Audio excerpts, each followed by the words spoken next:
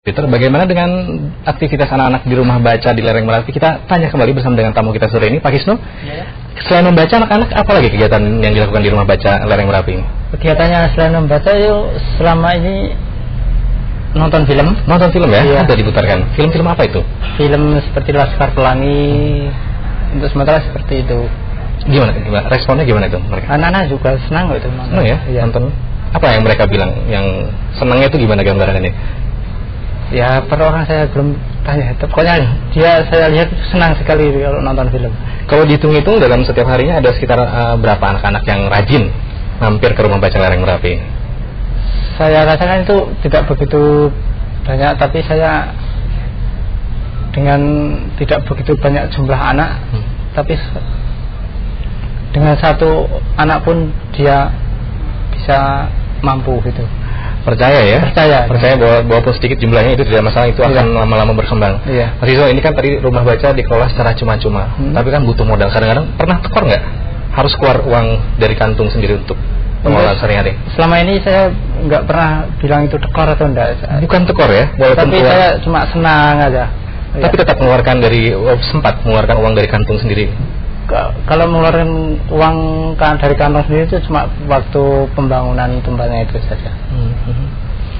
Dengan mengeluarkan uang sendiri dikaitkan dengan apa arti kemerdekaan di tahun ini ataupun tahun-tahun sebelumnya? Sebetulnya apa arti kemerdekaan buat Pak Kisno yang sehari-hari ini bertani di lereng Merapi? Kemerdekaan itu dengan bertani itu saya rasakan itu sudah merdeka itu. Begitu ya? Iya. Apakah cukup kemudian dengan bertani saja? Ya cukup saya. Cukup ya? Senang aja. Sudah merdeka dengan 64 tahun, mungkin Mas Kisno sekarang usianya sudah 30 lebih. Iya. Sudah apa saja yang dirasakan dengan arti kemerdekaan Indonesia sudah merdeka dihubungkan dengan kehidupan sehari-hari Pak Kisno? Kalau merasakan untuk kemerdekaan selama 64 tahun ini,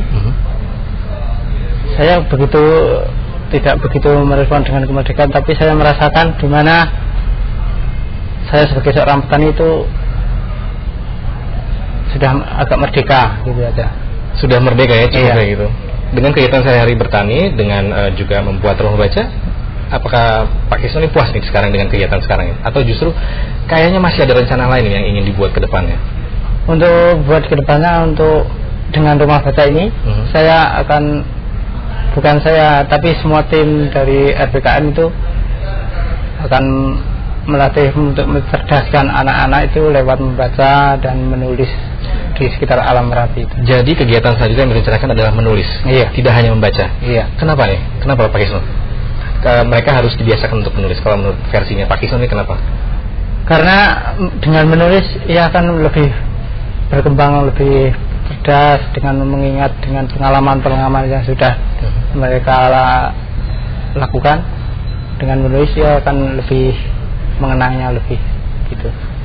Baik, menarik sekali, ternyata tidak hanya membaca, mereka menonton film dan kedepannya juga akan diajak untuk menulis ya Pak Kisno ya? Iya. Mudah-mudahan sukses terus dengan rumah bacanya dan terus berkembang, dan pembaca yang mengakses buku di rumah baca Pak Kisno semakin banyak. Begitu juga yang menyumbang buku ya Pak? Iya. Itu yang kami harapkan. Itu yang kami harapkan, menyumbang buku. Baik, terima kasih Pak Kisno. Iya. Selamat berjuang untuk kegiatan sehari-hari selanjutnya di sana. Terima kasih. Terakhir sekali ini ke Jakarta pertama kali atau? Kalau saya ke Jakarta naik pesawat pertama kali. Pertama kali ya. Akan kesini lagi nantinya? Nggak tahu. Baik. Terima kasih sudah berbincang di Studio Liputan 6. Mudah-mudahan semuanya lancar.